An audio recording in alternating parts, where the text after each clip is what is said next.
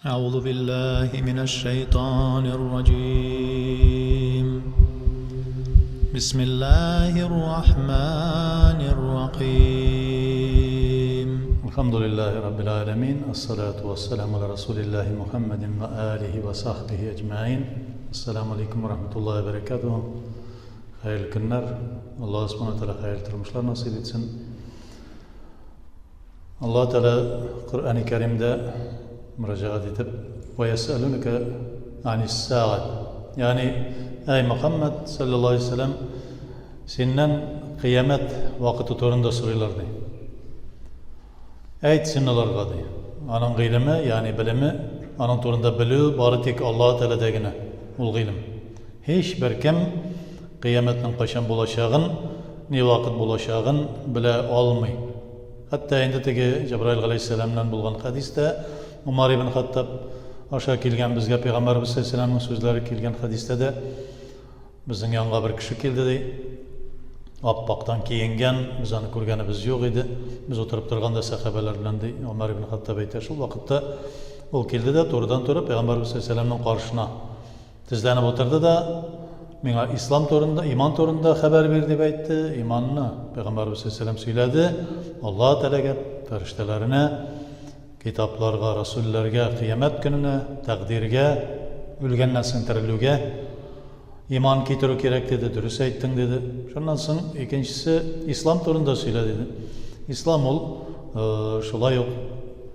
Ana shahodat aytgandan so'ng namoz qiluv, zakat beruv, ro'za tutuv, buldiralsan hajga boruv, bunisini da durust so'ylading dedi.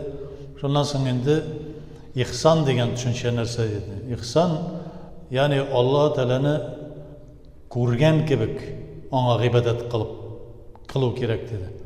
Ansı ağırrak, lakin Allah Teala bir to'xtovsiz qarab tura tusli ittirib ibodatingni qilib kerak dedi. Bunisini da durust aytding dedi. Hozir endi qiyomat soati ne vaqt bo'lacak, qachon, ne zamonda bo'lacak degach so'raluvchiga qaraganda ko'proq bo'ladi dedi.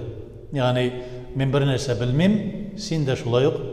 Bu meselede bilesin, bunun turunda haber bari tek Allah-u Teala'dagina dedi.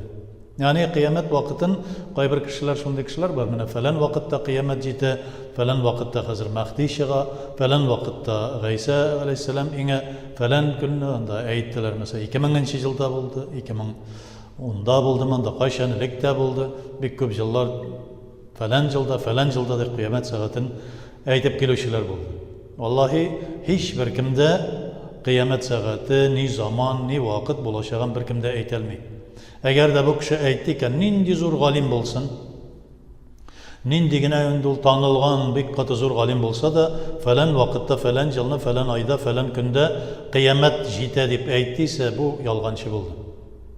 Chunki Qur'onning oyati bor, ilmuha shuning bilimi, ya'ni onun to'g'risida biluvi bari tek Alloh taolodagina. Onun bilgisi. Allah Teala qachon belgilate, qachon bilgirte, shul vaqtda bo'la. Ikkinchisi ana Peygamberimiz sallallohu alayhi vasallamning aytgan so'zi men bilmayman dedi. Qiyomat soatini bir kim de bila olmay, illa magar barliq shu mahluqotlarni tuzgan xo'jasigina bila, Alloh Tealagina bila oladi dedi. Endi bu meselede Peygamberimiz sallallohu alayhi vasallamga shulay so'yladilar, so'radilar, bir so'rov berdilar. Ya Rasululloh dedilar, masalan agar da bir musulmon qiyomatga qolsa, onlarga narsa ishlarga kerak bo'lasin dedilar. Ya'ni qiyomatga yetdi bir musulmon. Qiyomat kunina yetdi. Qiyomat boshlandi. Bir musulmon qoldi orada. O vaqtda agar da qo'linda bir og'och o'tirtirga niyatlagan bo'lsa, şol ağaçını oturtup şuna su sevip işin tamamlasın dedi. Yani kıyamet bola mı, bolmay mı?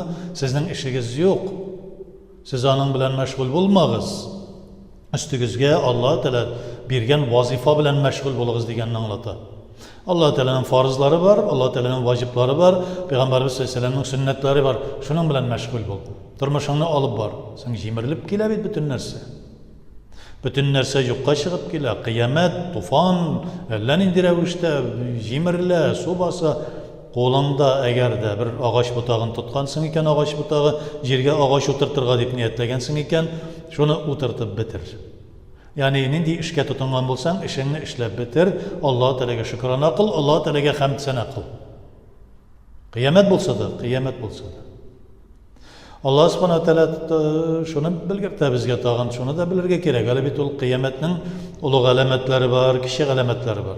Ulug alametlerinden son bilgili tügül küp mu vakit öteşek. Kişi alametleri elbette şu kıyamet jituni yakın bulganın bilgirte turgan narsalar. Kişi alametleri nerse? Yani zina kılı uğramda birinin dinisiz. Hazır uylap da vermiler. Andamında zina kılalar Peygamber sallallahu aleyhi ve sellem aytib. Meşitke jiri turgan sokmakka jatıp hatta zina kılırlar şu vakitte aytırlık tiller jitmez Müslümanlarının hatmında sokmakta yatmağız indi netiginde kuvaklık arasına kirip yatığız indi uyalmıysız da deyip aytırlık derecedegine bulurdu başkaga gayretleri jitmez Müslümanlarının.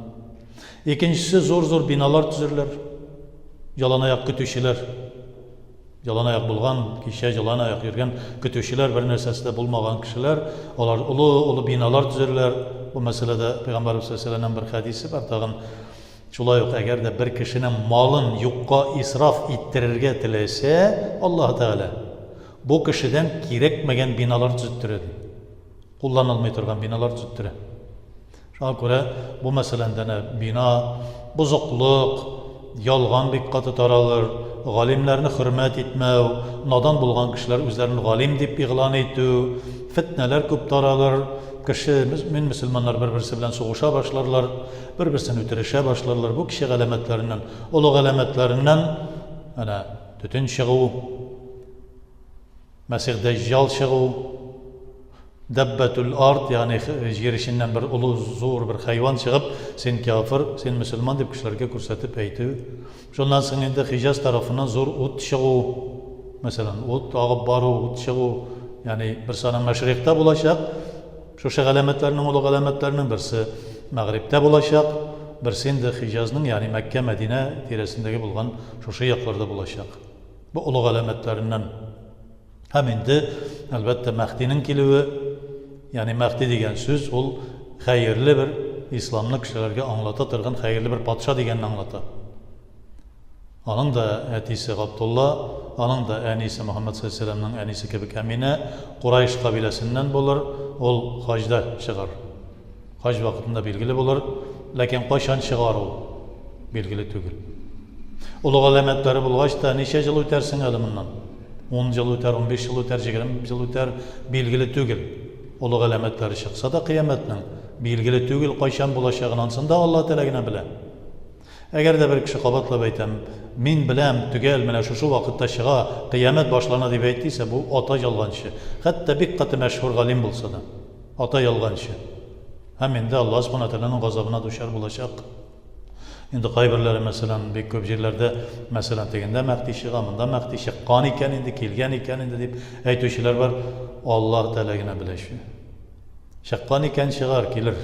Bizning işimiz nerse? Kıyamet başlansa da, kulunda oturtırga deyip ağaç butağı tutpansın iken şunu oturtup, susip, bütün nerse jimirlip gitse de. Yani nerse degen sözüne, farzların, vacipların, sünnetlerin bilen meşgul bul kalganına itibar etme. Allah Teala kıyametini getirir, Allah Teala kıyamet meydanına bastırır.